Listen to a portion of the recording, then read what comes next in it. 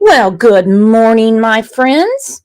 Had several people reach out to me and say, Brooks, are you okay? You didn't have a live yesterday. Oh, we had a live yesterday. We had a members live, and it was on fire. Woo! Got an update about the live from yesterday. Let's see who is in here. My fellow Christmas decorator mermaid. We seem to be bumping into each other in all the same Christmas groups on Facebook. My football pal JTB. Nani, good morning. Hello, Pat.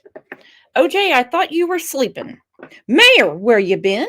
Karma's back. She's been out of town taking care of her parents. Glad she's back. Hello, Sailor. Criminal Med said, are Bombas good socks? I keep seeing ads. I don't know. I am of the opinion there's no such thing as a good sock.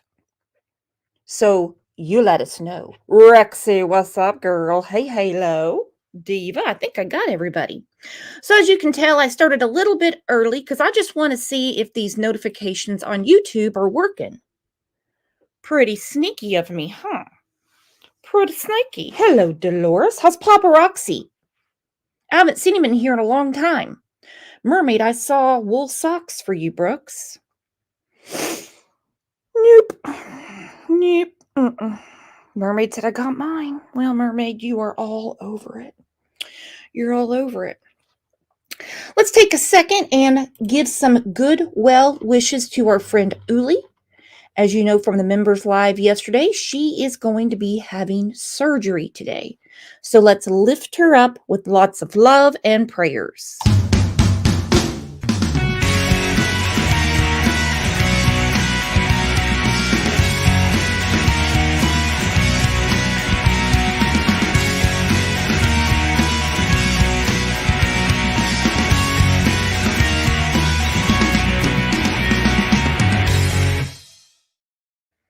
Pat K, I said I shoveled this morning. Okay, here we go.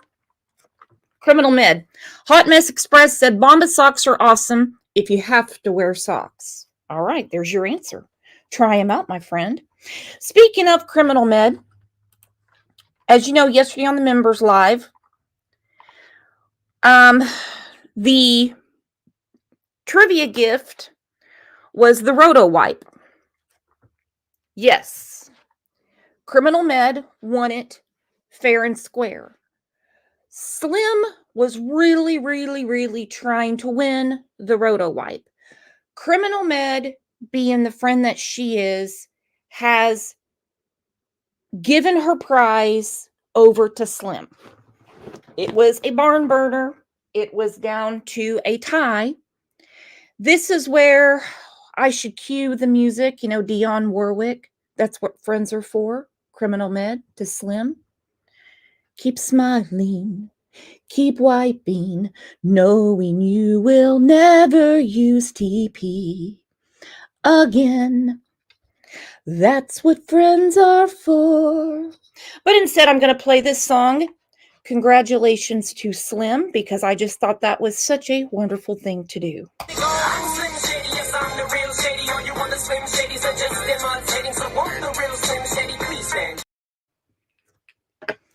Way to go. That's what this community is about. Mermaid Soda, that's beautiful, Brooks. What do you think about that? I'm no songstress like Daisy, but every now and then I can pull something out, and I almost made it rhyme. Okay, speaking of my friend Mermaid, we've been going back and forth about Christmas decorations. All right, you guys are going to love this. All right, I love Christmas trees. I'm not very good at decorating them, but I do my best. Mermaid, does it come with batteries? Well, I tell you what, we might have to do a redo, okay? Slim's going to tell us about it. And, you put your thinking cap on, and we might be giving away another Roto Wipe this month. We are having our Christmas special on the 19th, members only. All right, so I put this post up on the community tab. You guys are going to love this. I said, I absolutely love all the tree pictures everyone is sending. Your talents are amazing. We will be having a weekly or daily decoration post. Send your festive over. Okay, so, and I just put some trees up that people were sending, whether it's their tree or not. This one I think is from a hotel. This is my friend Jana's.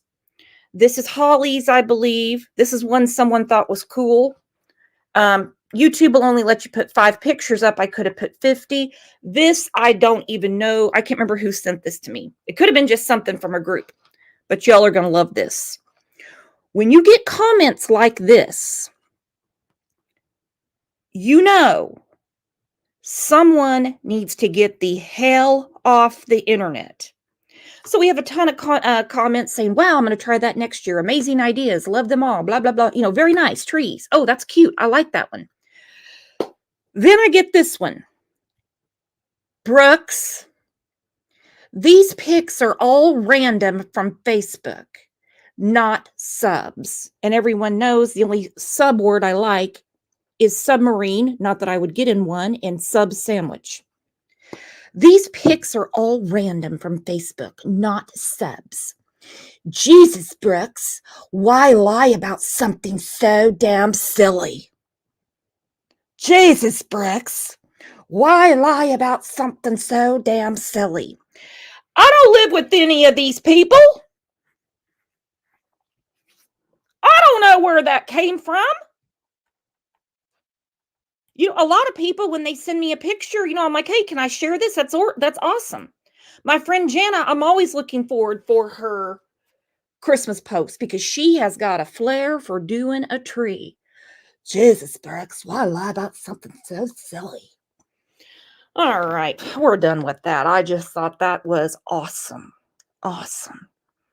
That was the cherry on the top of my Thursday, and I'm not even done with my pot of coffee. Let's tell everyone good morning, hola.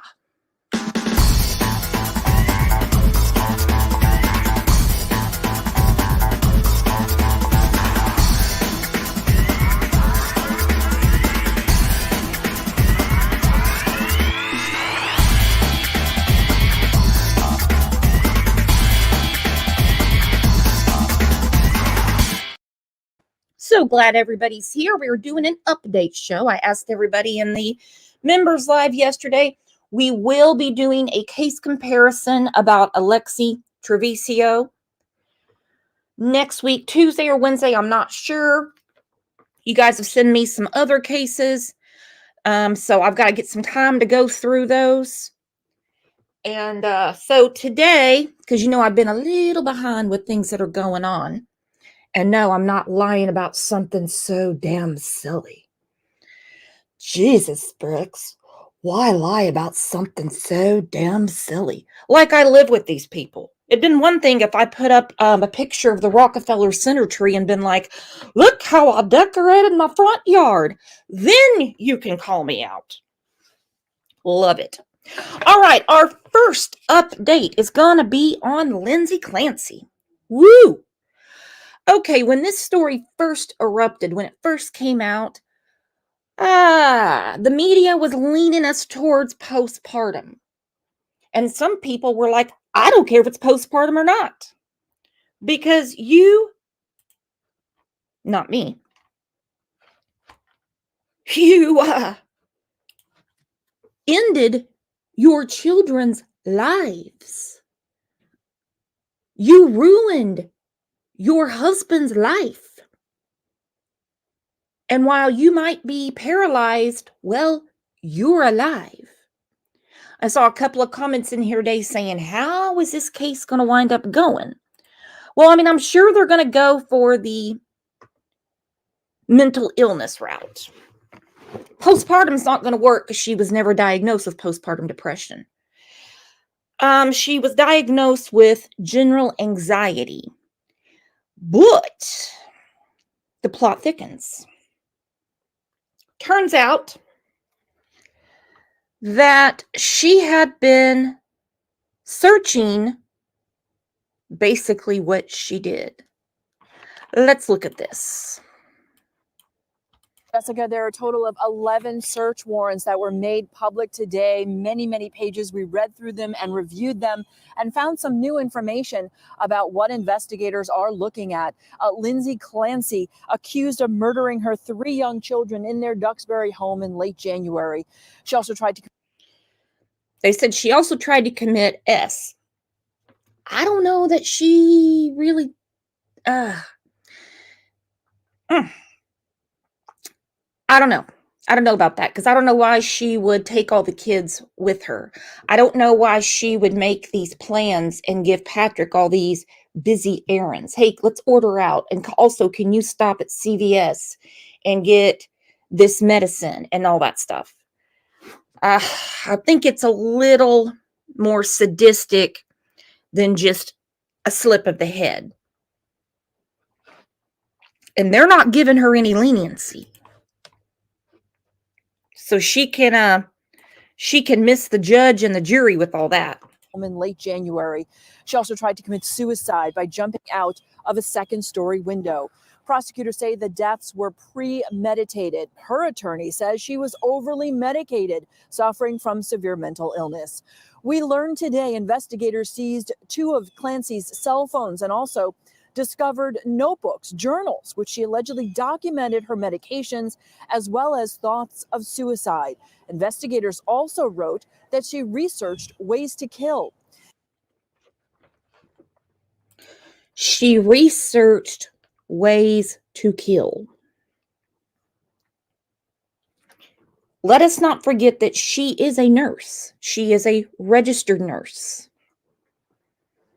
Welcome, Jenny. Welcome to the family. Catch up on the members live from yesterday. It was a hoot. So she was documenting her medications. She understands what these medications are. My dumbass wouldn't know. When my doctor says, here, take 2 of these and call me in the morning, that's exactly what I do.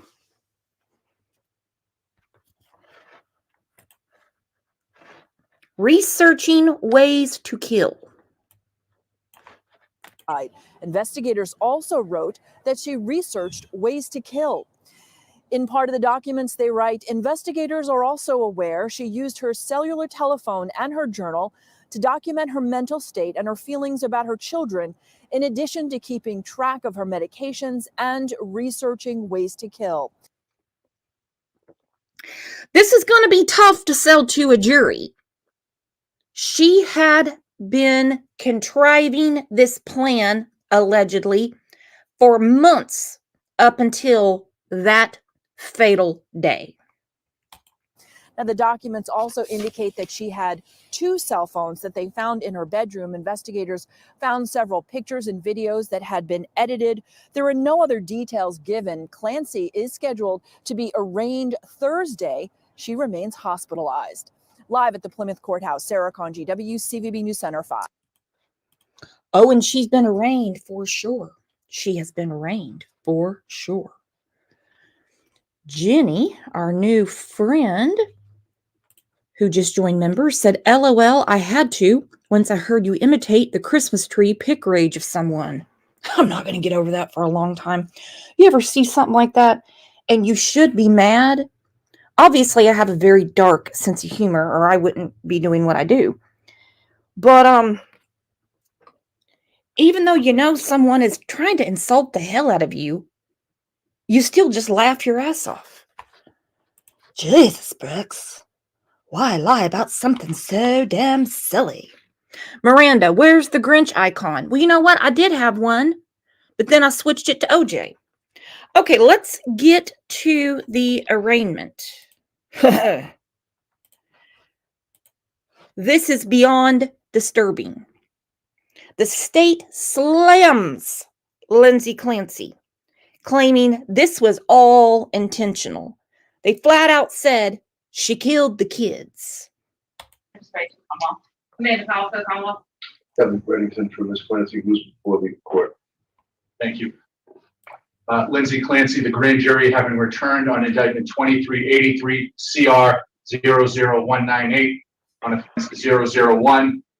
The jurors for the Commonwealth of Massachusetts on their oath present that Lindsay Clancy of Duxbury in the County of Plymouth on or about January 24th, 2023 at Duxbury in the County of Plymouth did assault and beat Cora Clancy with the intent to murder her, and by such assault and beating did kill and murder said Cora Clancy on offense 001 on the charge of murder. How do you plead guilty or not guilty?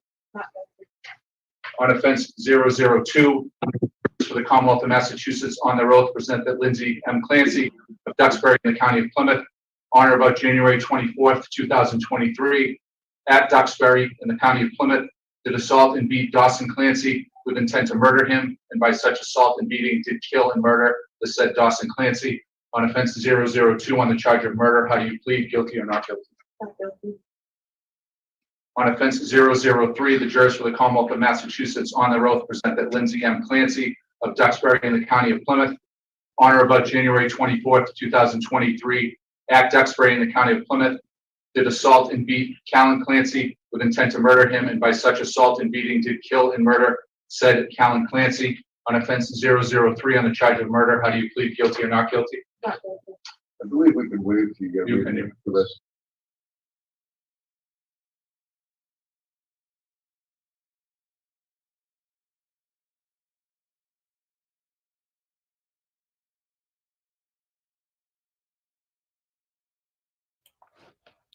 I had myself muted. You guys missed out on a lot of genius. All right, so she's sitting right there, and this horrible, horrible, horrible tragedy was almost a year ago. Grand juries are not always fast. This grand jury has been sitting on this for a long time. I wonder how many times they had been called back before they got the final indictments. Whew.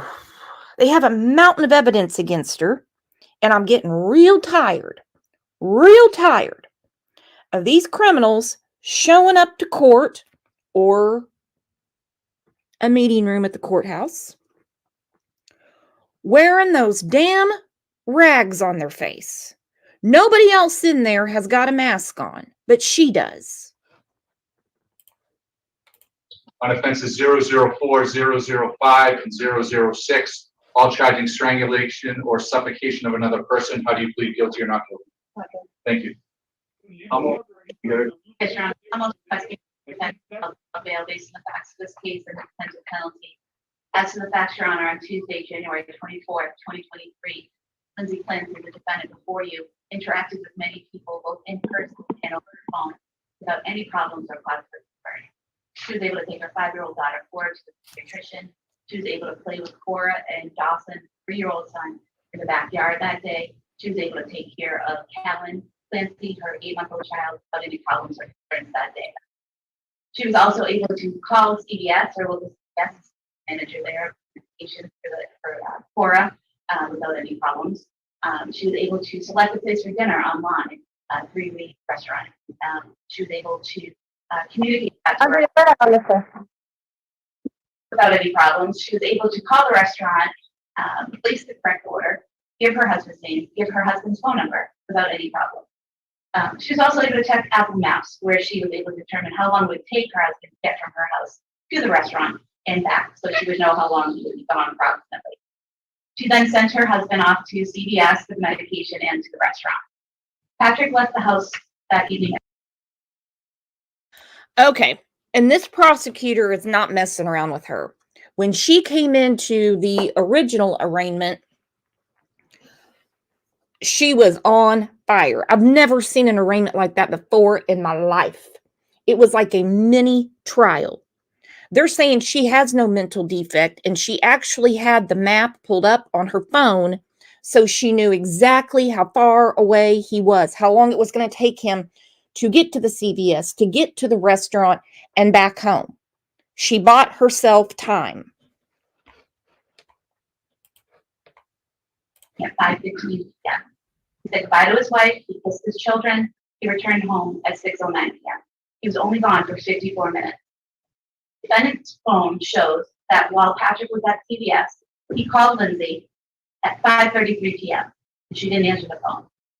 She called him back at 5:34 p.m. and he said the conversation was fine. They were discussing medication, so she did seem like she was in the middle of something.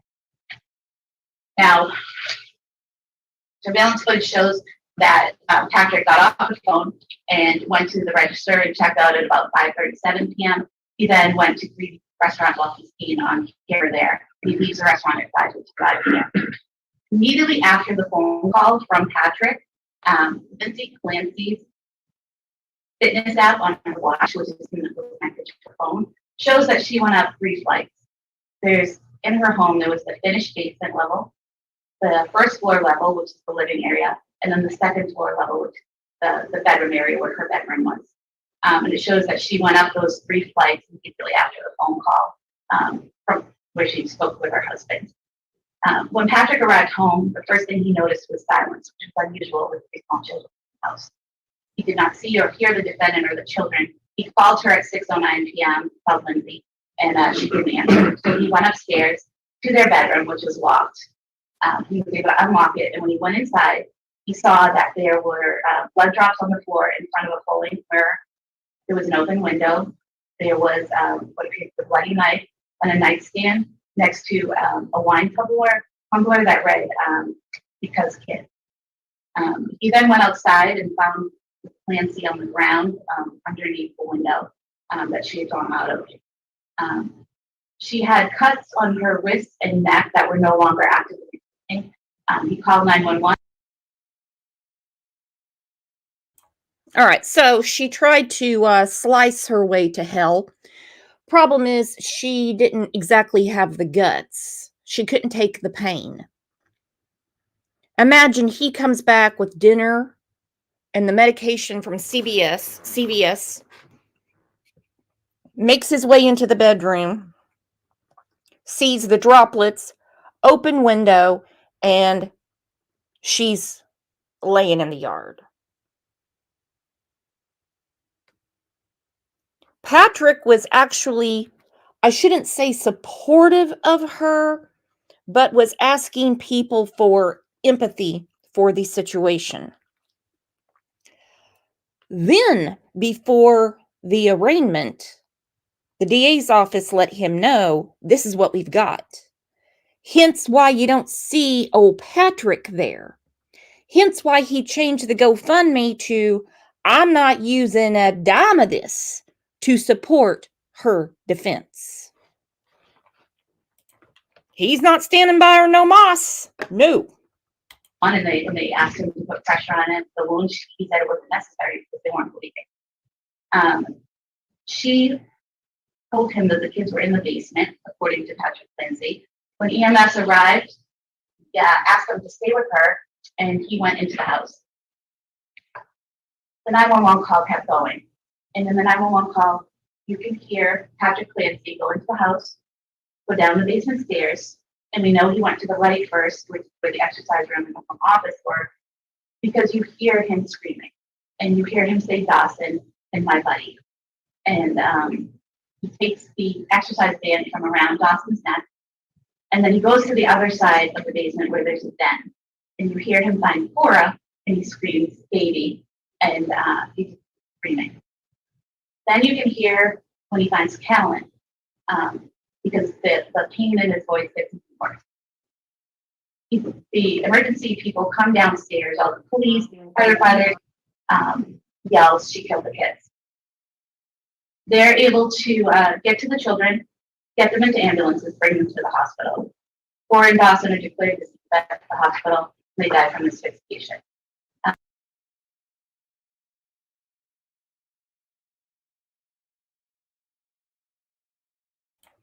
And so sad, one of the children, well, it's sad, I mean, everywhere you look, hung on for his little life and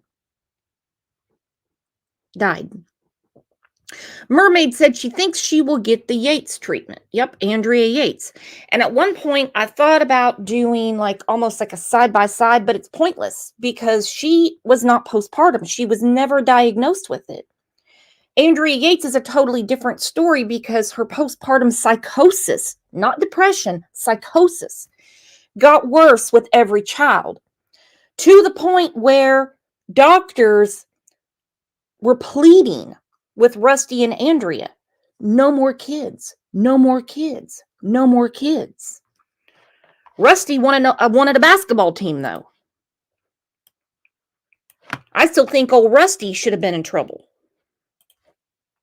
Callan was med-flighted to Boston Children's Hospital because they were able to get a pulse, but unfortunately he was brain dead and taken off life support several days later and died from complications from the patient. The defendant was transported to South Shore Hospital and then later to Brigham and Women's Hospital. She sustained broken ribs, some broken bones in her back, and a spinal cord transection at the T5, T6 level. She also had minor scratches on her wrist and neck. On each wrist, there were scratches and a couple small puncture wounds. She did not split her wrists or slice them open, and the puncture wounds were not connected in any way. On her neck, there were scratches and one small cut that did not require stitches. The police were able to find several notebooks in the defendant's home pursuant to a search warrant that she used as journals, as well as some notes on her phone. And they detailed the months, weeks, and days leading up to this incident. She details her life, her children's lives, her mental state, what medication she was taking. Her writing was clear and precise and articulate. In one journal, she's even leaving notes for the nanny. Her two older children were going to school 4 days a week, and they had a nanny to help with the baby. And she wrote very clear and detailed instructions for the nanny in that journal. In these notes and journals, she always appears to know who she is, where she is, what's going on, what's happening. There's no disordered thoughts or speech, no mention of hallucination or any delusions. She did write the day before killing her children that she had, quote, a touch of postpartum anxiety, end quote, around returning to work.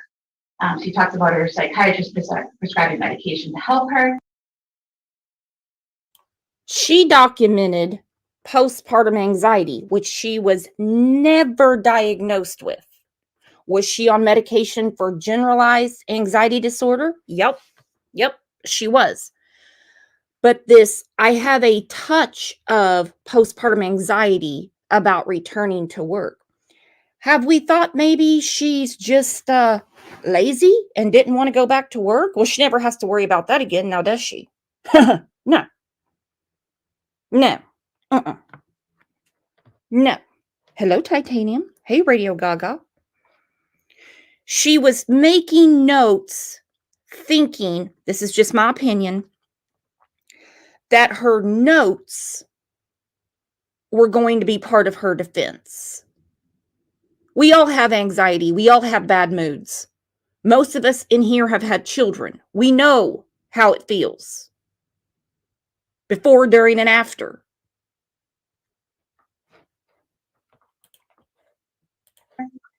She was initially diagnosed with generalized anxiety disorder. She was then evaluated at Women and Infant Center for Women's Behavioral Health in Rhode Island, who determined that she did not appear to have postpartum depression and told her to seek the help of a generalized psychologist. She wrote in her journal that she had suicidal ideation at times in December of 2022. She told her husband she had thoughts of harming herself and on one occasion of harming the children, but she did not write those thoughts or voice those thoughts again after a brief stay at McLean Hospital. She had called her treating therapist when she had those thoughts and had herself admitted to McLean Hospital on January 1st, 2023. She was discharged from the hospital on January 5th. When she was discharged, the hospital did not file any paperwork attempting to have her committed. Okay, this is very important to note in the saga of Lindsay Clancy. When she expressed these thoughts to her husband, Patrick, he admitted her to an inpatient hospital for care about these thoughts. They released her. They said she does not need to be committed.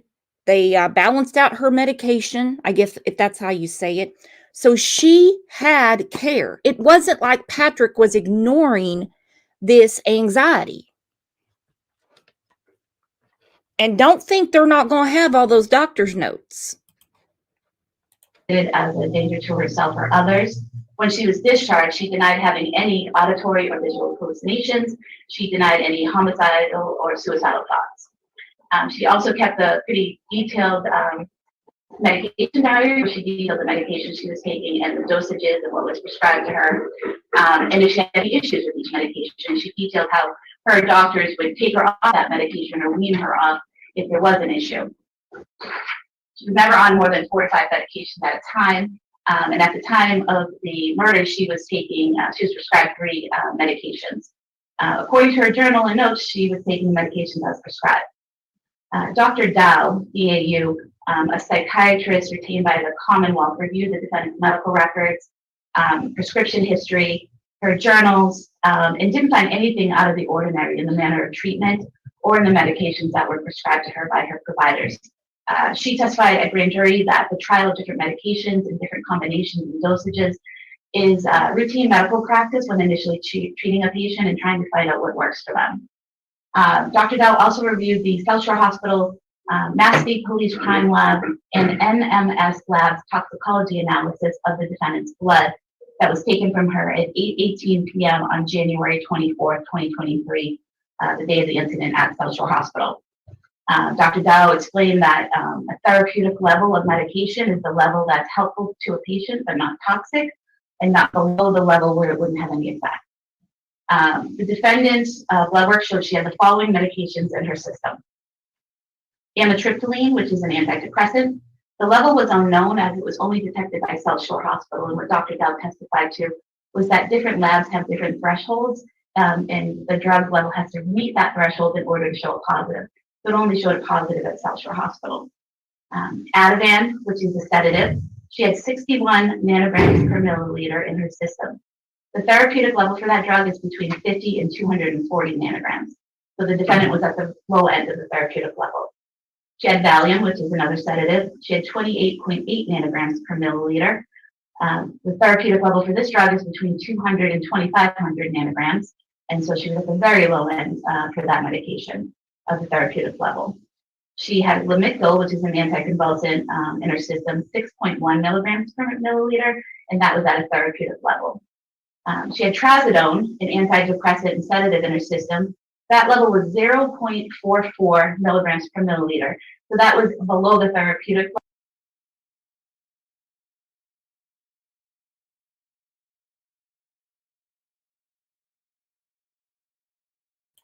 I'm not a doctor.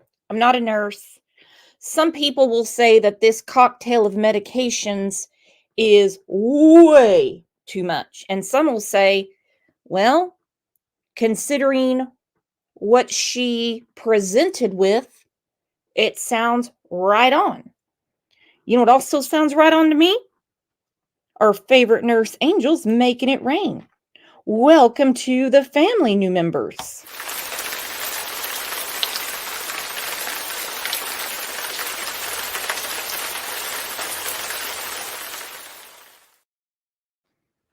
Make sure you catch that members live from yesterday because it was a hoot. Level where it wouldn't be expected to have an effect on her at all. She had Remeron, an antidepressant in her system at 200 nanograms per milliliter. This was at the therapeutic level of a high dose. And then the final item was the only one that was at a toxic level, which is Seroquel, 1,800 nanograms per milliliter. And Dr. Dow explained these results to the grand jury. She said that the defendant had therapeutic levels of Ativan and Valium in her system. She had a low level of Trazodone in her system that indicated she had taken that dose the previous night. The defendant also had therapeutic levels of Lamictal and Amitriptyline in her blood work. The two medications that were present at a higher level, the doctor explained that they were at peak levels in her blood, which would mean that she took that medication approximately 2 hours before the blood was drawn at 8:15 p.m., which would put that around 6 p.m. This would mean that the defendant took this large amount of Remeron and Seroquel after she killed her children. We know this because she went upstairs at approximately 5:35 p.m. after the phone call with her husband. Her fitness app shows her going up those stairs. It does not show her going up those stairs again. So she remained on that level. Her husband left at 5:15 p.m. She brought the children to the basement and killed them, took a phone call, answered his questions without any problem, and then went upstairs to her room. Also reinforcing this is that Patrick Clancy returned home at 6:09 p.m. and the defendant was already on the ground in the backyard. According to Dr. Dow, the medications present in the defendant's blood could have the following effects on a person's body at those levels: drowsiness, confusion, sedation, hypertension, loss of coordination, seizures, or coma. She testified that the two worst things that could happen with these medications would be cardiac arrest or coma. She was asked if these medications and these amounts could cause a person to become violent. She said no. She was asked if these amounts could cause psychosis, if there were any studies that showed that they could cause psychosis. She said no. There was two case studies that detail an experience with Remeron, but those are just two individual patients self-reporting that. Okay, and this is what it's going to come down to, in my opinion. It's going to come down to a pissing match between the prescribing doctors, and the defense, because the defense is she was over-medicated and it made her psychotic. They're going to have a ton of doctors saying that is not going to make you psychotic. They're already saying it. That's what they're saying in this arraignment.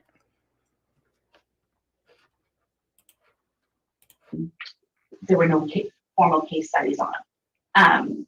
Seroquel, the one that she had the highest amount of, is actually an antipsychotic medication prescribed to treat or prevent psychosis, so it would clearly not cause psychosis. On the night of the killings, Patrick Clancy was interviewed by the police at the hospital. He told the police that the defendant was having one of her best days. She was smiling and happy. There was no indication she was going to harm the kid, and no one described her as acting like a zombie in the days leading up to the murders or on the day of the murders themselves. She consistently denied hearing voices or having any type of visual or auditory hallucinations to all her treatment providers leading up to this incident. The first time she used psychosis was when she was with the doctor hired by the defense and using his phone to call her husband from the hospital. This was the first time she told someone she heard a voice. She has denied hearing this voice since killing her children.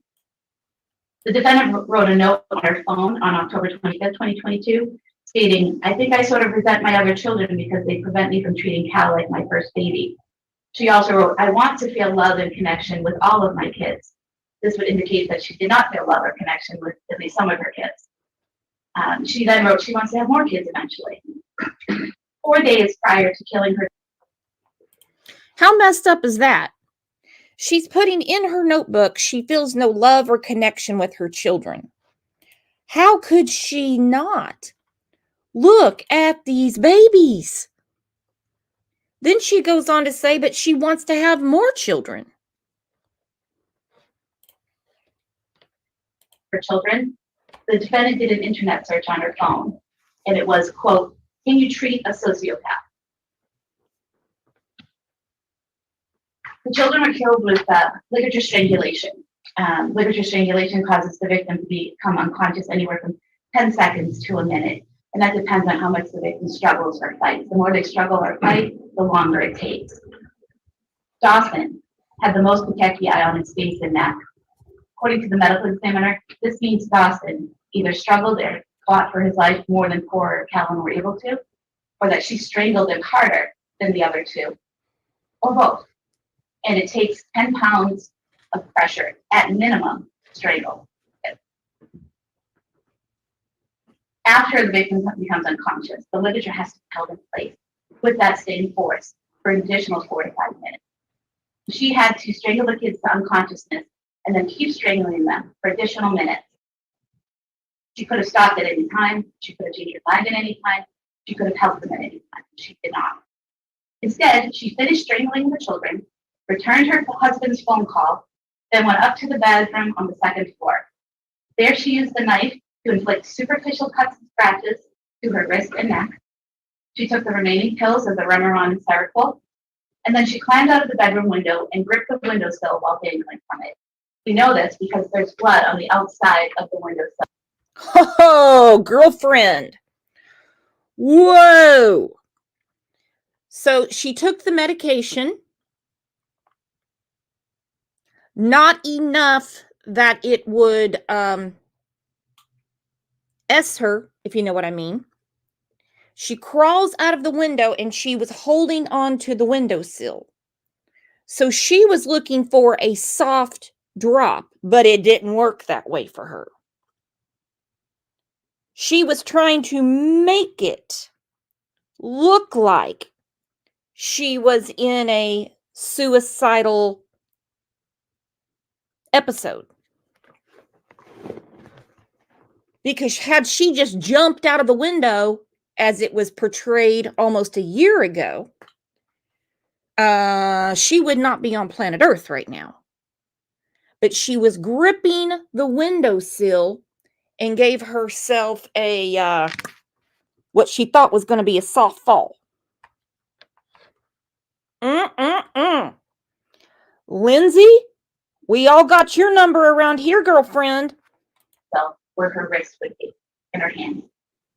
She then dropped from the window or slid down. She did not jump. She did not hurl herself out the window because there's blood on the. Okay, this girl knows her stuff.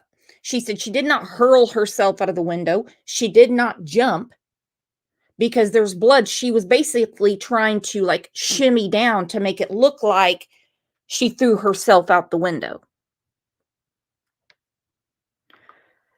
Woo! Boom. Joy Jones said, boom. There goes your postpartum depression psychotic episode. The exterior shingles going down the exterior of the house. And then on the window, directly below the window she came out of, there's more blood on the top level, looking like she tried to grab onto that windowsill. So she lowered herself out the window and dropped down. Don't think she took into account the fact the ground was frozen.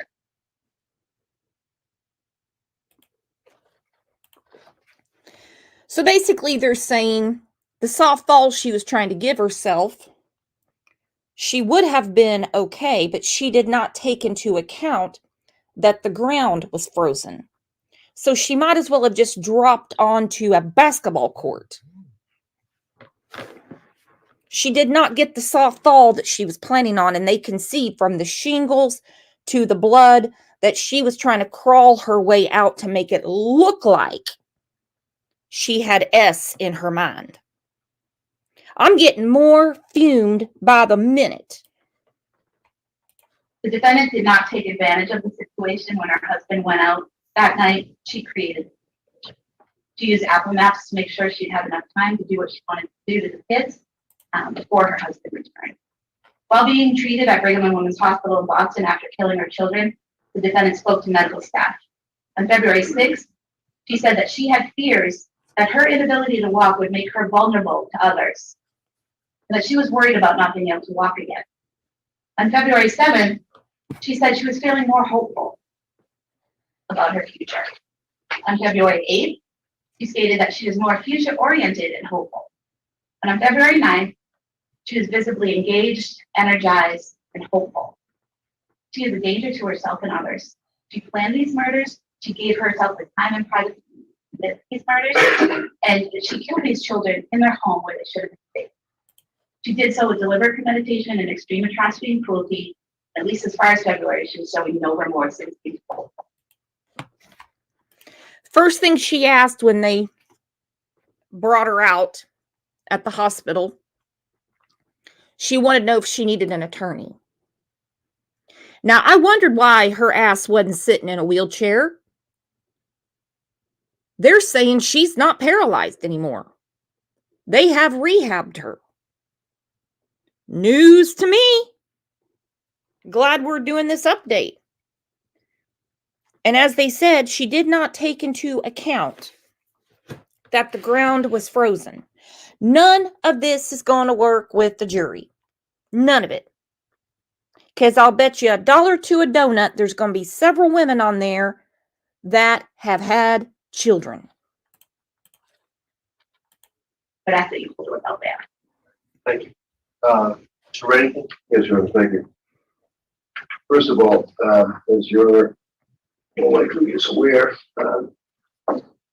Ms. Clancy is a nurse, obviously a wife, mother. According to anybody that you speak to prior to this incident, she was nothing less than a marvelous, incredible mother, housewife. I've been in that house. There are photographs that show the love and devotion. Okay, so he's laying out the defense. This is in Massachusetts. Angel, thank you. Dang, Angel. Look at that. Angel has just gifted more Crime Lines and Lies memberships.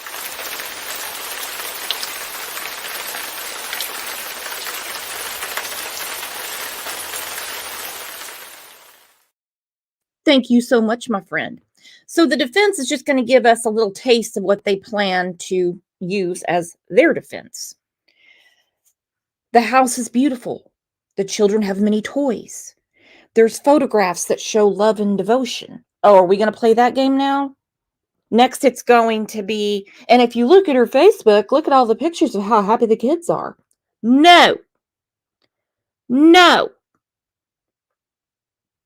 She plotted, she planned, she tried to cover up by faking her own S. That both Lindsay and her husband Patrick had these kids. Every single room was covered with her artwork, embroidery, pictures, statements for the kids, charts and graphs of, how they're doing or what they're doing as far as learning, alphabet, numbers, things of that nature.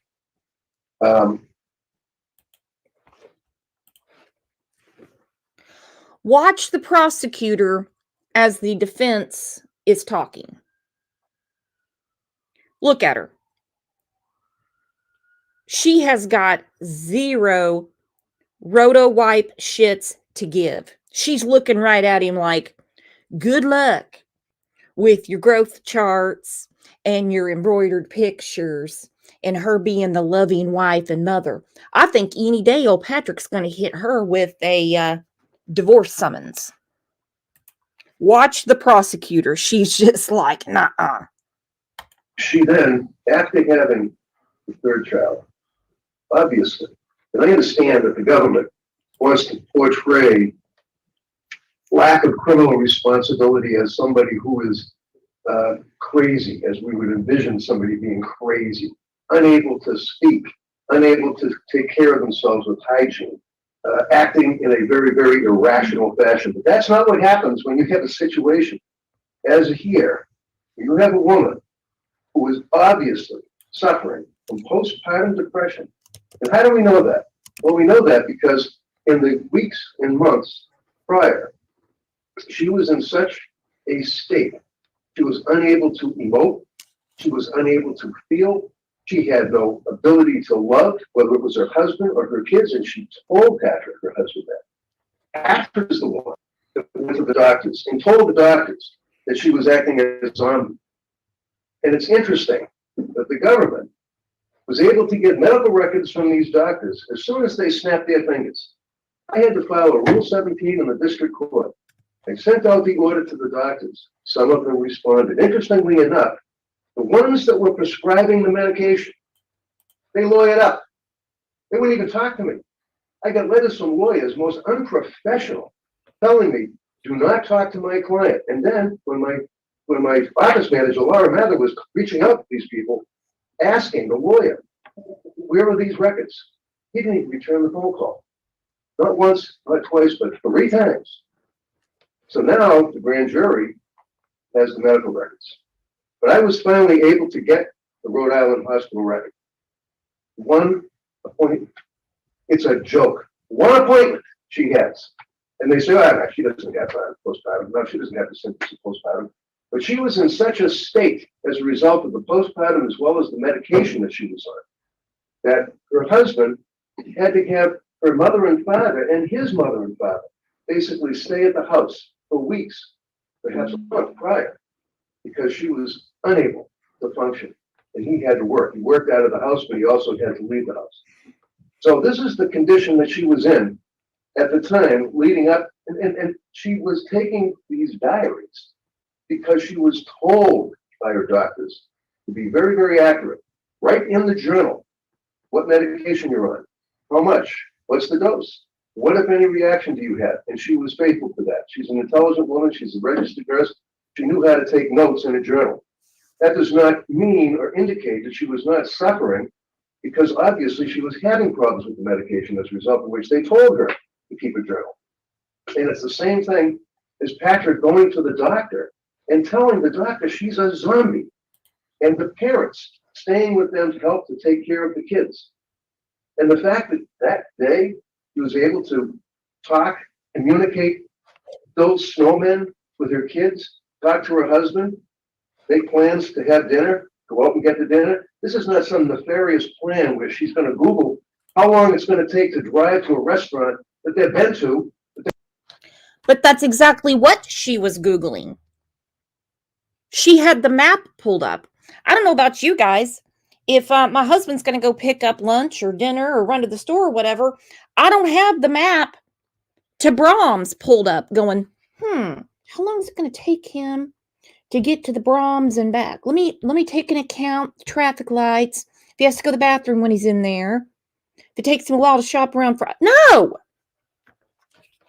It was premeditated. And it's horrible. Horrible.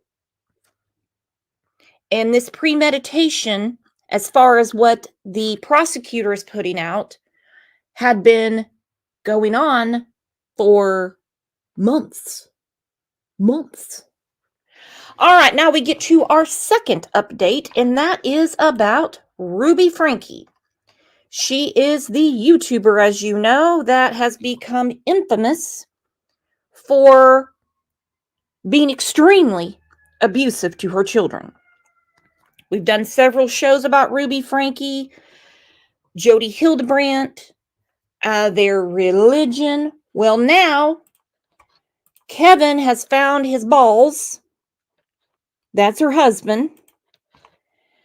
And he filed for the Big D, and I don't mean Dallas. Our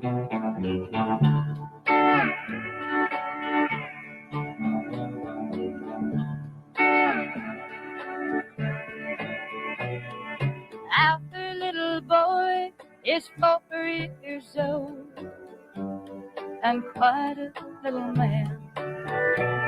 So we spell out the words we don't want him to understand. My T-O-Y, baby, yes you are, we are my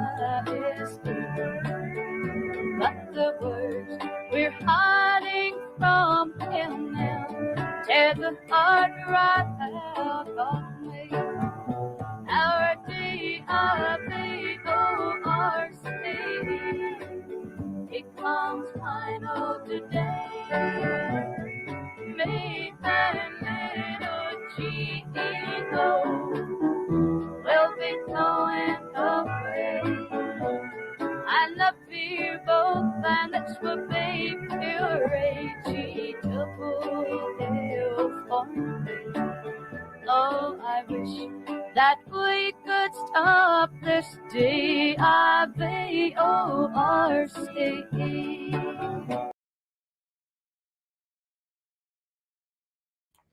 Won't happen, Ruby. You're not going to start the divorce train. Many, many, many things have come out. It's almost hard to keep up with. The body cam is shocking.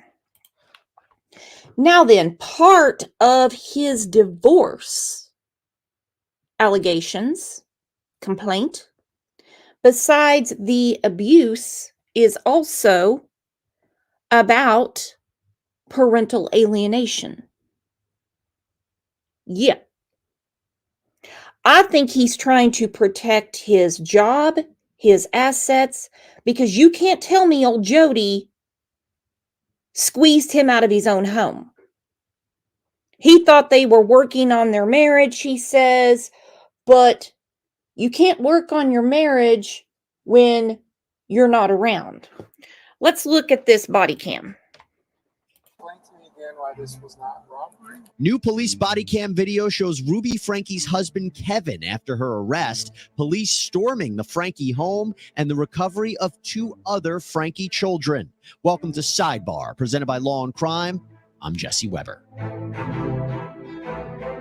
Well, we've got some fascinating new body cam footage in the Ruby Franke case that we want to get into. So Franke, of course, is the former YouTuber who doled out parenting advice, only to now be charged with 6 counts of aggravated child abuse with respect to 2 of her young children. This happened after her children were found in the home of her business partner and now co-defendant, Jody Hildebrandt in Ivins, Utah. The son, who actually escaped the home and then ran to a neighbor who called 911. He was found emaciated with wounds and evidence that he'd been tied up. The daughter reportedly found in similar condition. We don't have official confirmation of that, but we do. Okay. This is a very important comment. Alafade, by the way, love that name, said, let's not forget he wanted charges pressed on his oldest daughter. He is not Father of the Year. He also had some issues at his own job.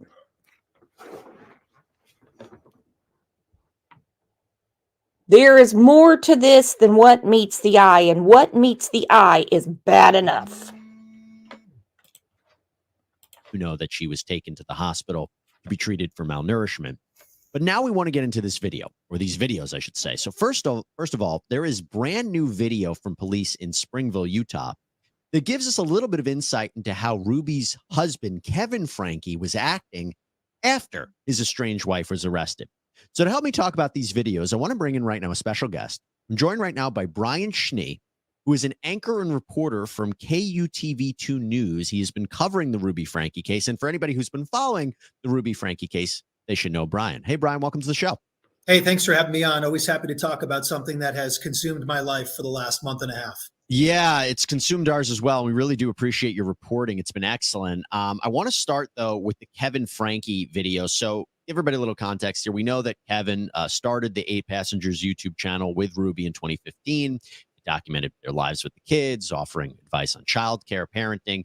Kevin hasn't been criminally charged. As we found out from his attorney, Randy Kester, Kevin apparently been living apart for more than a year from Ruby. Didn't know that his kids were in Ivins. So, Brian, let's do a poll before we get back to it. Do you think that Kevin, the daddy, should be charged in relation to what has happened to his children? Whether it be endangerment for letting them be with Jody and their crazy mother, neglect. Do you think there should be some charge against Kevin? I hear a lot of, no way, he's a victim too. I hear a lot of, hell yes. Now, I will say this, parental alienation is a thing. In this case, I just am not grasping that straw. Before we get into this video, can you walk us through the context of what we are about to see here? So Kevin fits into this very uniquely, right? We're still trying to figure out Kevin's involvement in all of this. It's a very unique situation as it pertains to his marriage with Ruby, as you mentioned. There's the at least information out there that they haven't been living together in that Springville home for at least a year. It is mentioned in this body camera video too, which is only about 2 minutes long. We obtained the body camera video from Springville. It shows Kevin getting items back. These items were in question roughly a day or two after they went to that Springville home to look for the 2 outstanding children that they couldn't figure out their whereabouts after Ruby Franke was taken into custody. Okay, so with all that in mind, you're going to see, it's really, really fascinating here, because after Ruby was arrested, he files this report to police saying that his home had been burglarized, some items were missing, and it turns out that Kevin and Ruby's adult daughter, Shari, was the one who took some items from the home, seemingly for safekeeping, returned the items back to police. Now let's take a listen to what Kevin had to say as to those items given back to him. There you go.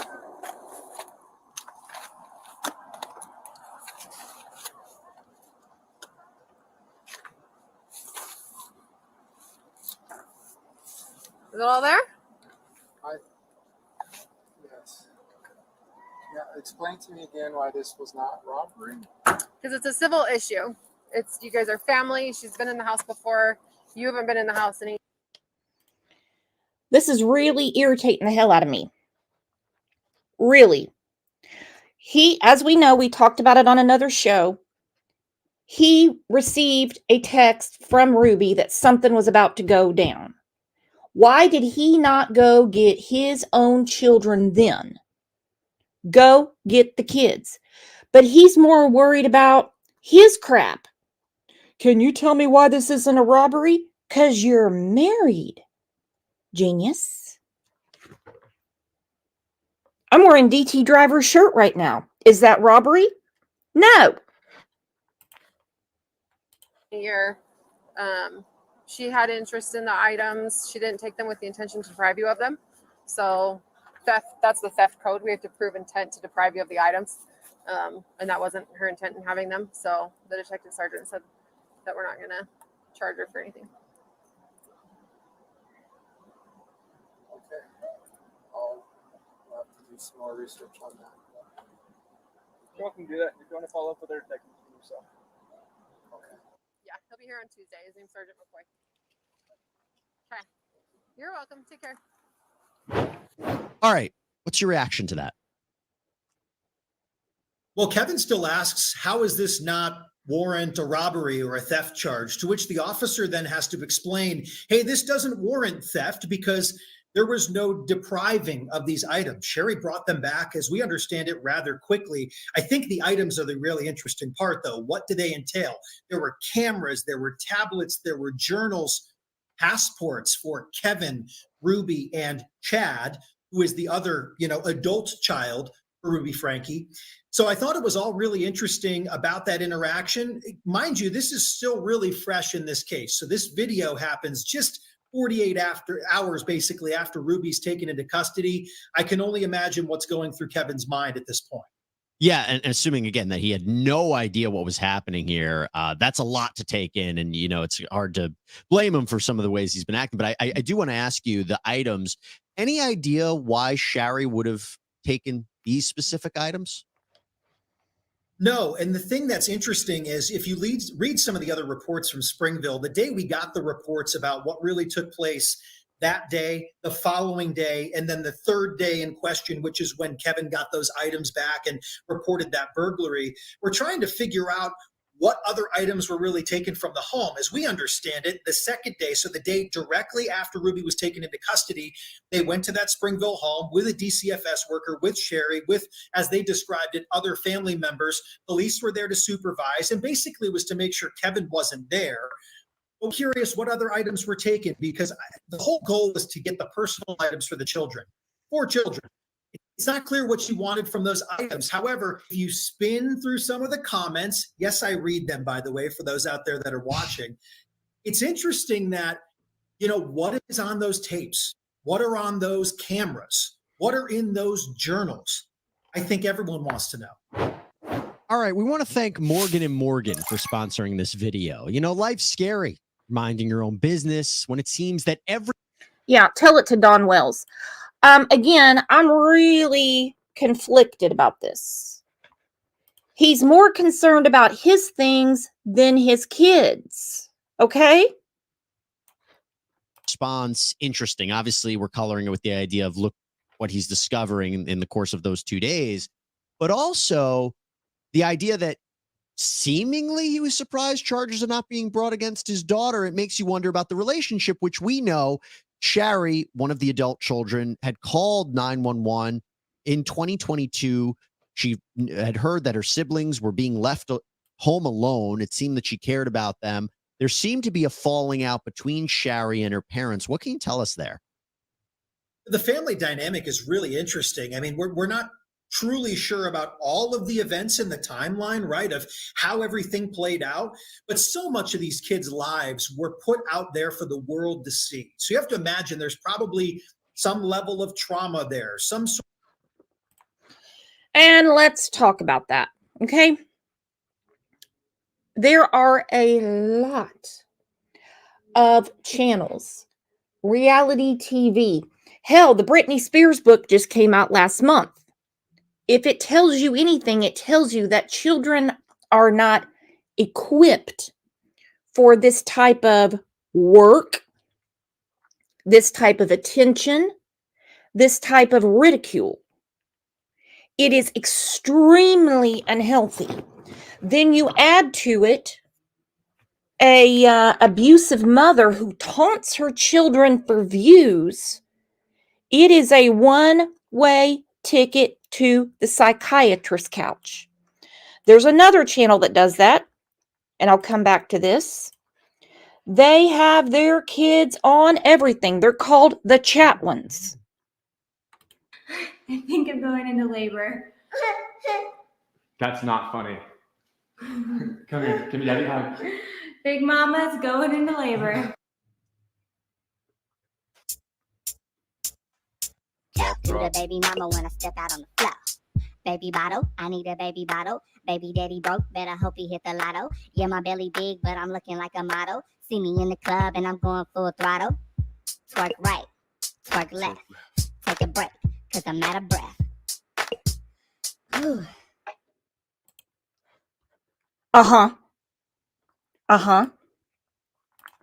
Quit with that dancing shit. Drives me nuts. These kids do not need to be exposed like this. It's bad enough when they are in the movies and they have psychiatrists,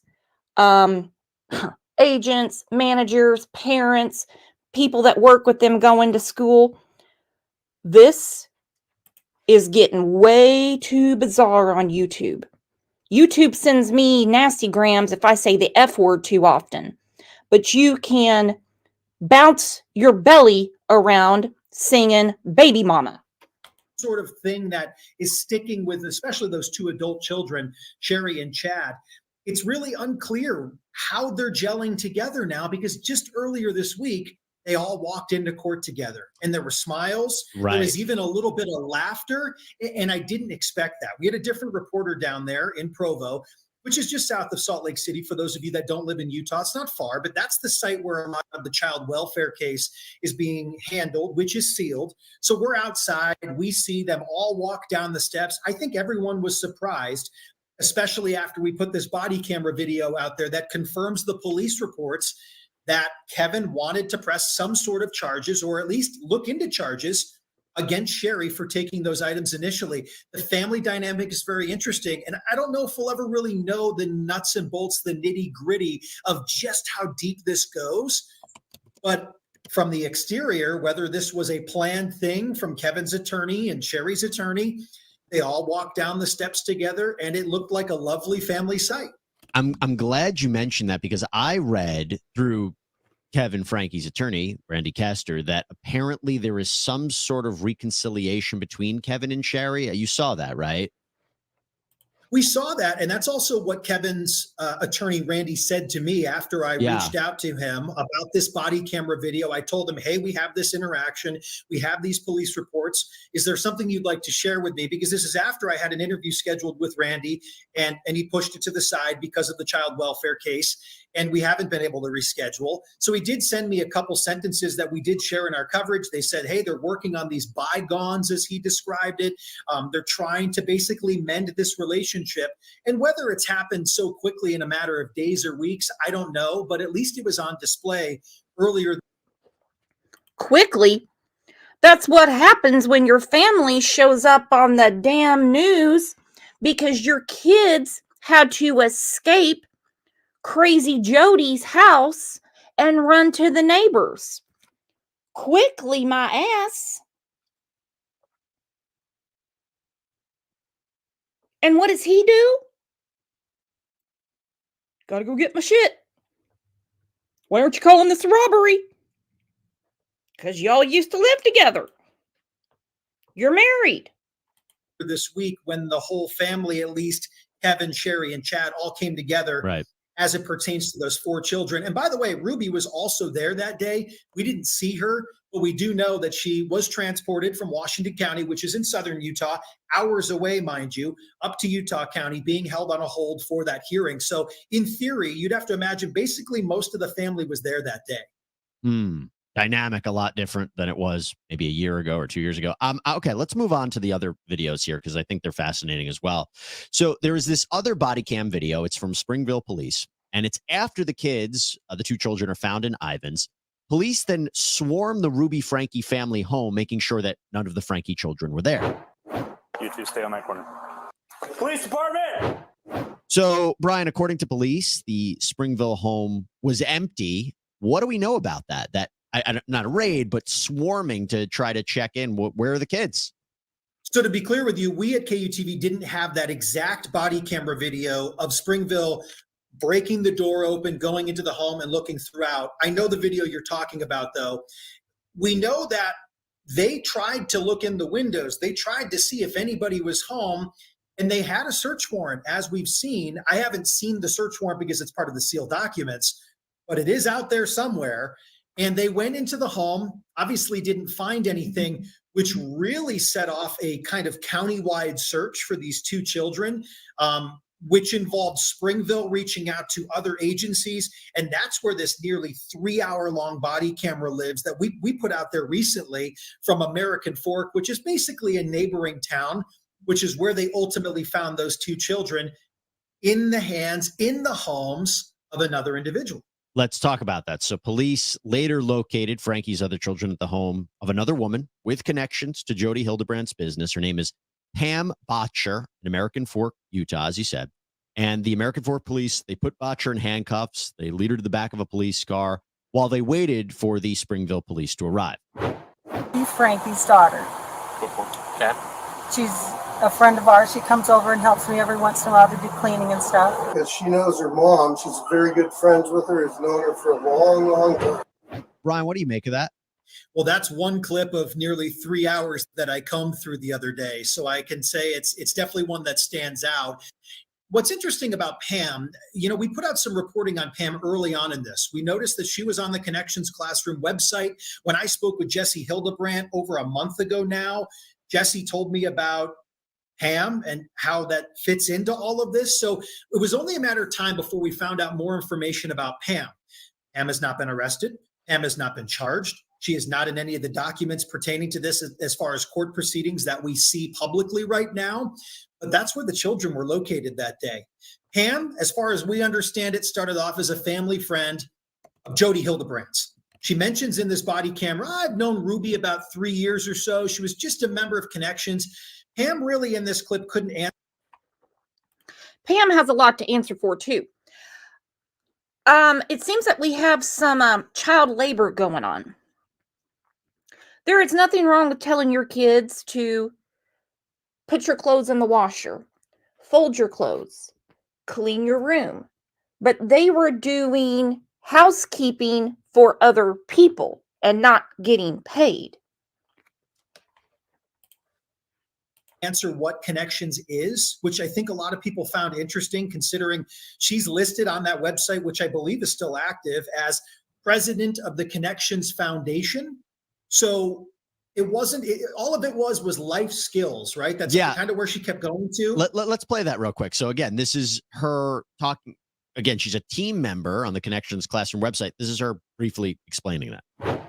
How did you start to know the family? How did you guys meet? The Frankie family? Yeah. Through a program called Connections. Okay. It's a kind of a life skills type of thing. Yeah, Brian, like you said, it's not entirely clear what Connections is. Yeah, it's very interesting because she's clearly been involved in Connections for a while. I mean, at least 5, 6, 7 years. We've gone through some of the tax filings. We've kind of looked at these things because Connections Foundation was a spinoff from Connections Classroom, classified as a nonprofit organization, so they could accept charitable donations and such. The whole thing is very interesting about how the DCFS worker asks Pam about Connections. And to me, I'm watching this, I go, oh, please ask one more question. Please ask one more question. It's the reporter in you. Further. Yeah. You're right. I'm hoping for that one moment where we go, oh, it all makes sense now. But to get back to your original point, it's very interesting when you see Pam's husband say, oh, I don't really know Ruby. Pam knows her. And I think there's that interesting Reminds me a lot of the Duggar children. They were put in front of the camera from the time they were able to remember. And we know, old baby talk Michelle, we know that she didn't lift a finger around the Duggar house. She only lifted her damn legs. Those kids did everything: cooking, cleaning, laundry, organizing garage sales. They had the buddy system, where one child had to basically educate another child. This seems like somebody took a page out of their playbook. Divide between maybe what we're seeing with some of the people involved in this case is maybe they're not sharing as much with some of the people even closest to them as you'd like to think that's involved in a family dynamic. That's so interesting. And yeah, look, when we interviewed Randy Kester, I recall him saying that seemed to suggest that there was a manipulation going on the part of putting the blame on Jody Hildebrandt and how that changed the family dynamic of the Frankies. I want to continue on with this, though. So in this video, police officers and DCFS, Department of Child and Family Services, they kind of had a hard time figuring out exactly where all the children were and when. So just to make sure I'm understanding all this correctly, Ruby contacted you around noon and said that they had an Around, emergency. I don't know if that's Fourth. exact. That's your best guess. Said she had a family emergency. And they need to pick up the girls. Yeah, she said, would you mind watching the girls while I'm gone? Because she was leaving. I said, yeah, I could do that because I need some help cleaning. Okay, and then did you say to bring them to your house for today and then take it back tonight, or to keep them here for a couple days? She didn't say. I was just planning on bringing them home tonight. So, Brian, what is your reaction to that response? And how do we know what all ended up happening with respect to the children that were at Botcher's residence? It's interesting because Botcher mentions cleaning about 1,000 times in this 3 video. They were here to clean. They were here to clean up. We have visitors coming into town. It's very interesting that I kept going back to that subject. She did talk about a number of things they did that day. I mean, she said that Ruby asked her to pick up her children. She explained where they were. We haven't been putting out the locations for the security of the children. I mean, they work in the community and we're trying to be respectful of that. And they were, she picked them up in one town. Then she drove to another town. Then they went to go get ice cream or some snack of some sort. Then they came back and spent the afternoon and started cleaning the house. And as they describe in this video, then they were going to go pick some tomatoes and make salsa. Like it was this very wholesome, like family thing going on there. And I think what we make of this is how much of it is truly. I think somebody's filling in a timeline. And like he said, they're trying to make it as wholesome as possible. Gonna pick some tomatoes, make some salsa. But like he says, she mentions cleaning, cleaning, cleaning over and over. I used to think that Kevin was a victim of parental alienation. When I was going through this body cam the other day and he's more concerned about his stuff, I'm like, man, you're really making it hard to sympathize with you. You really are. So this girl, she's got some splaining to do. She's got some splaining to do. All right, our last update. I probably need to put my last show in here for everyone to see. If you remember, we did this on, I think, a Friday afternoon a couple months ago. Kim Coates, Oklahoma educator, first day at school, got caught drunk on the job. Drinking wine at work. Good old Kim. She did not make it to her first court appearance because she was in rehab. Well, when she went back to court, guess who showed up at the courthouse inebriated? Good old Kim. Now, let me tell you what, that 30 days or however long she was in there did not work. Did not work. She has a lot of problems. A lot of problems. This is her when she was supposed to appear in front of the judge. Karma, who was a fellow Okie, she said, "What the hell? It's Oklahoma making us proud, Karma." Let's think about it. She had the shakes so bad that she had to drink while teaching a 3rd grade class. She's caught red-handed. When I say red-handed, she did everything she could to lie.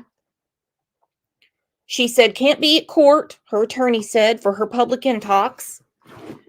And she goes to court, and they're like, hang on, girl. You're drunk again?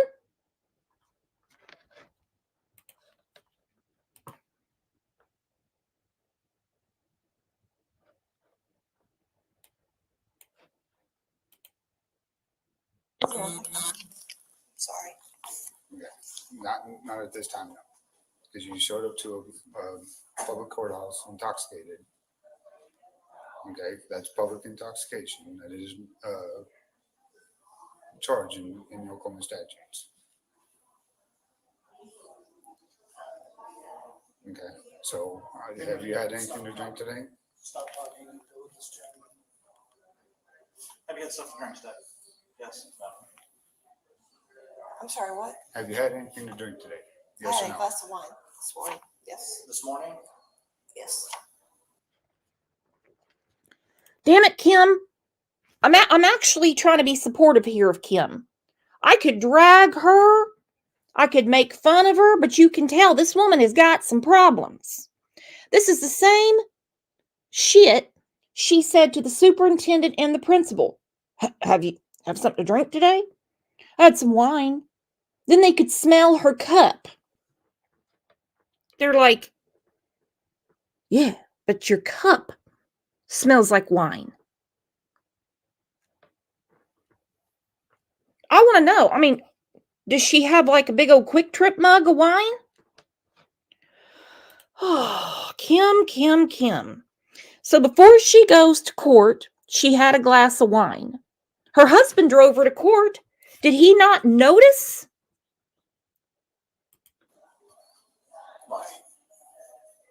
Mike. An hour ago this morning?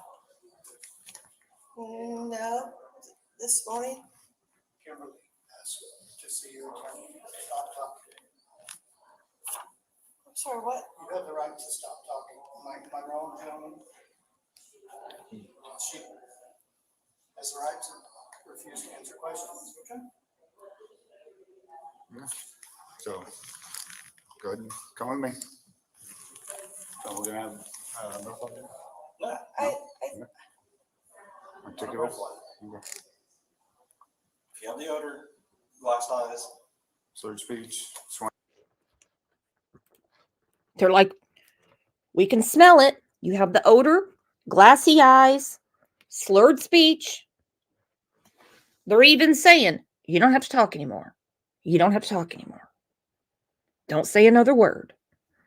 We got it, girl. You were going to go see the judge. Hotter than Cooter Brown. So now you got 2 public intoxes on you. And if you've ever been to Oklahoma, my fellow Okies in here will tell you, you almost have to be doing cartwheels naked to get a public intox.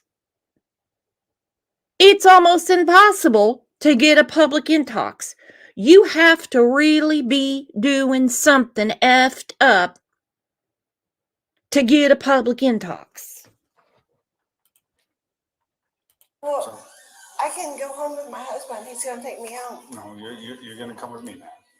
You're gonna do the rest for public intoxication. I don't understand. You're in public, you're intoxicated, you're gonna go to jail, is what he's telling you.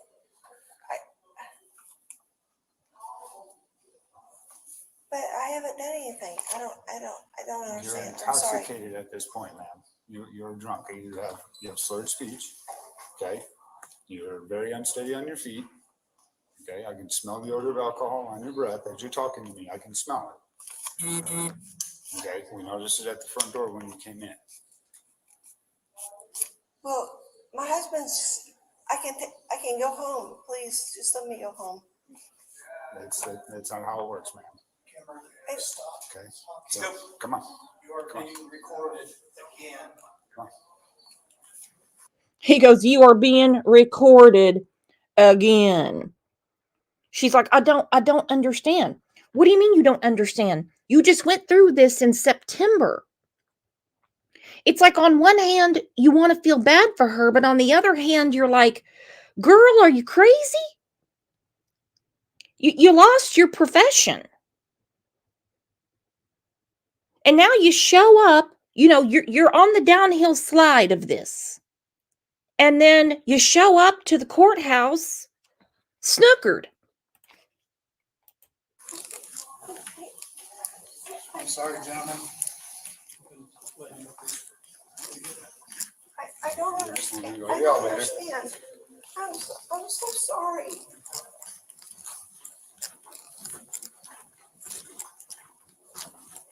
You have anything else on your person that you'd like your husband to take, like a cell phone, keys, or anything? I don't understand. I'm sorry. Could you just tell me what's going on? Okay, you're being under arrest for public intoxication.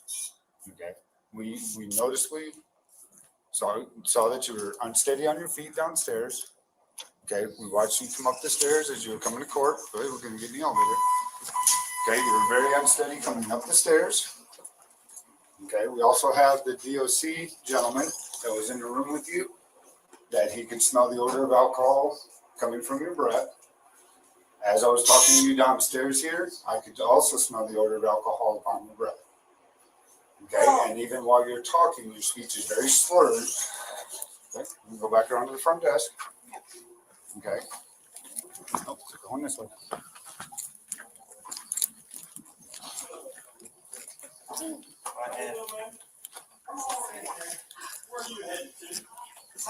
I was just wondering if my husband could just get home. And there she is asking the same damn question. I was just wondering if my husband can just take me home. They're like, no. You see, you're gonna go sit in the holding cell. You're gonna be in the drunk tank for a little bit. He can pick you up after the judge writes you the ticket for public intox again, and then we'll bring you back in a month. Absolutely crazy. And for some people, it only takes one run-in of embarrassment, legal issues, making out with coworkers at the Christmas party, and then they're like, done. I'm done. But I'm telling you what, a lot of this with these, well, not just teachers, a lot of people, was all the lockdown going on. Look at the rise in domestic violence, child abuse, people who had been sober for years and years and years. They're sitting there with their own thoughts. And here you go.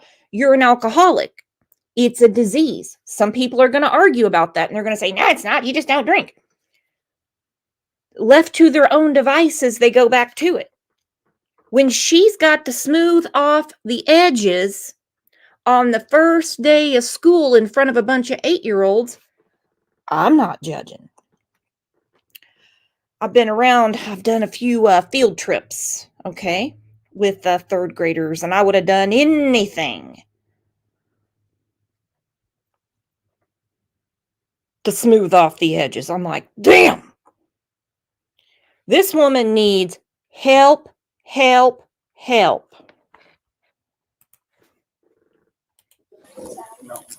you cannot. Put your phone in your purse. Put it all in there. I have a seat on those great chairs right there. Okay, there's nothing else on your person, no earrings or anything? I'm going to get your paper from you. And what's your first name? You got your napkins on today, buddy. How's it going? Oh. Okay. Have you already been to Wings of Hope? Okay. Grab your card, that orange card right there at the end. Wings of Hope is out past the bowling alley on Washington. On the left-hand side, there's a little statue. You got that. Right out there, see your name there. Thank you. Sorry. I see her. Okay. Make sure you're good, eyes on. I tried to get her. She I wonder if old Kim, when her husband put her in rehab, and Raven, you're exactly right. Quitting booze is, when you have an issue like Kim, it can be fatal. It needs to be done. I'm not a doctor, and I don't play one on YouTube, but I believe everything that I see on that show, Intervention. It can be fatal if they try to get off it on their own. So I'm wondering, since she wasn't at court and her attorney said she's in rehab, did she check herself out? Seems to me that she got dried out and went back home. That's the way it's looking to me.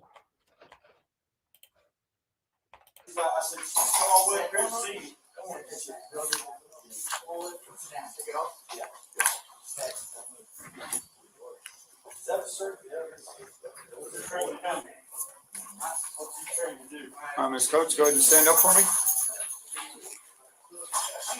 Okay, palms together, thumbs up.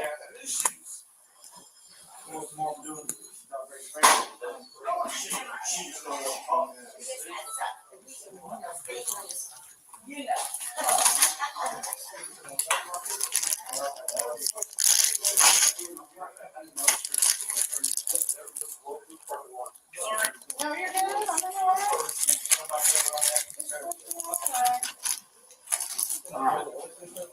up for me. Not all the time. You gotta pick your battle,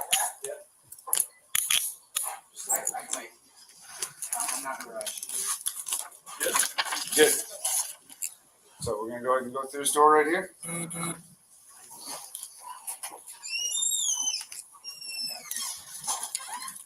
Okay, in between those two doors right there on your left, just stand right there for me.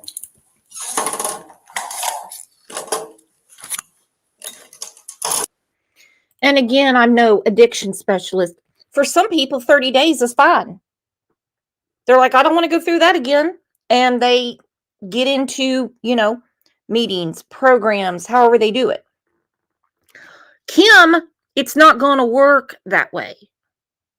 It's not going to work that way for old Kim.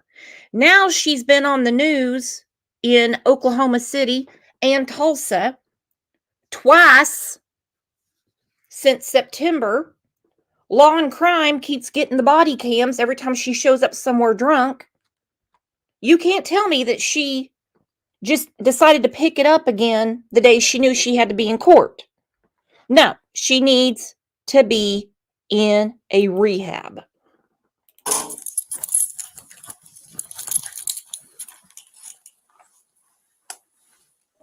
So that's what we're going to jail for. Exactly what I explained. Okay, this first door on your left.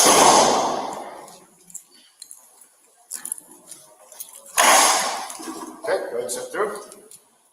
Okay, first door on your right. Keep going. Go back. Go ahead and step in there and have a seat on the bench to your right. Go ahead. Yeah.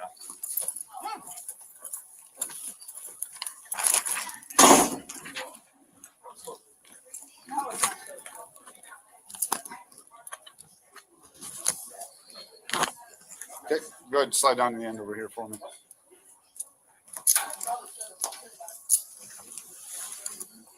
Your hands. Or your wrist up.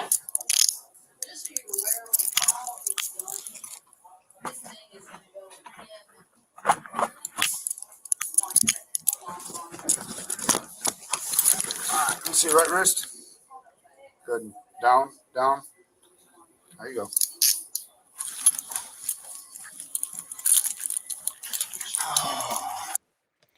Pink handcuffs. Cute, Kim. So she got to go to the drunk tank. She slept it off.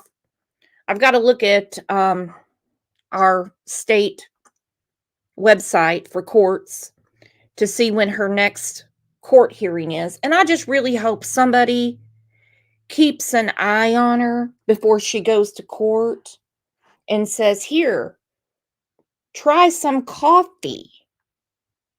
You don't need any booze. If you're shaking like a leaf, they're going to see at least you're trying to detox. Goodness, Kim.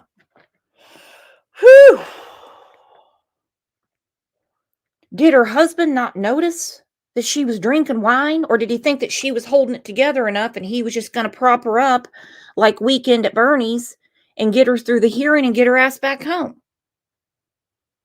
He needs to drop her ass off at Tulsa Regional. Just drop her off right there and say, I'll come get her when she's doing better. Tell her I'll see her around St. Patrick's Day. Freaking crazy. Crazy. So she got to take her a nap. She got a bologna and cheese sandwich and half an orange. Husband came and picked her back up. They got another fine to pay. Goodness. Or they could be drinking buddies. Who knows? What to do? What to do? We're all mad here, said, wow, we're a judgy bunch. I don't think so. I think everybody in here is saying she needs help. She needs help. She has a disease. Aggie said, I think he's in denial. I think he doesn't know what to do with her. I mean, this is affecting him too, because he's got to face the music every time he goes to work. From what I'm understanding, he is an educator as well. So, of course, they're going to look at him like, now, are you hitting the jug before you get to school as well? Man, oh man. Again, on the thumbnail, it says the hurt they caused. Look at what these women have done. Lindsay allegedly emmed her children, ruined Patrick's life. Ruby,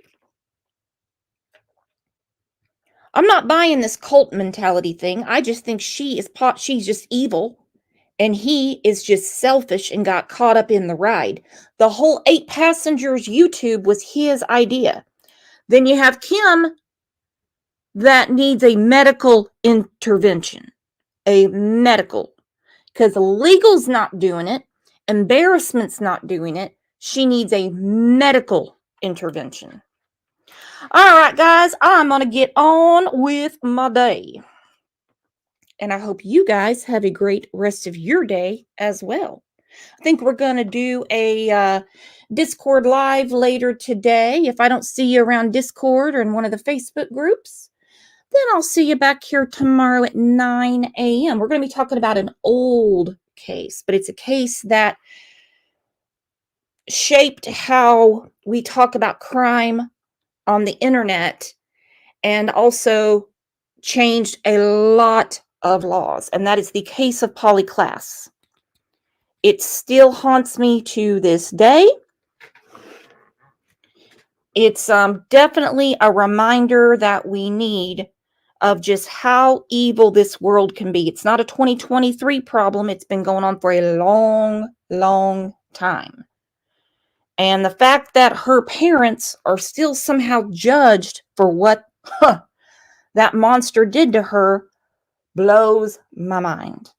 But anyway, thank you so much, Mod Squad, for keeping it real and keeping it cool. And thank you to all of you for being the best chat and best community on the tube. Again, welcome Jenny Lang to the family. You're a new member. And thank you to our Angel, Angel P, for gifting all of the memberships today. Y'all are the best, and I'll see you back here at 9 a.m. Central Time. Have a great rest of your Thursday.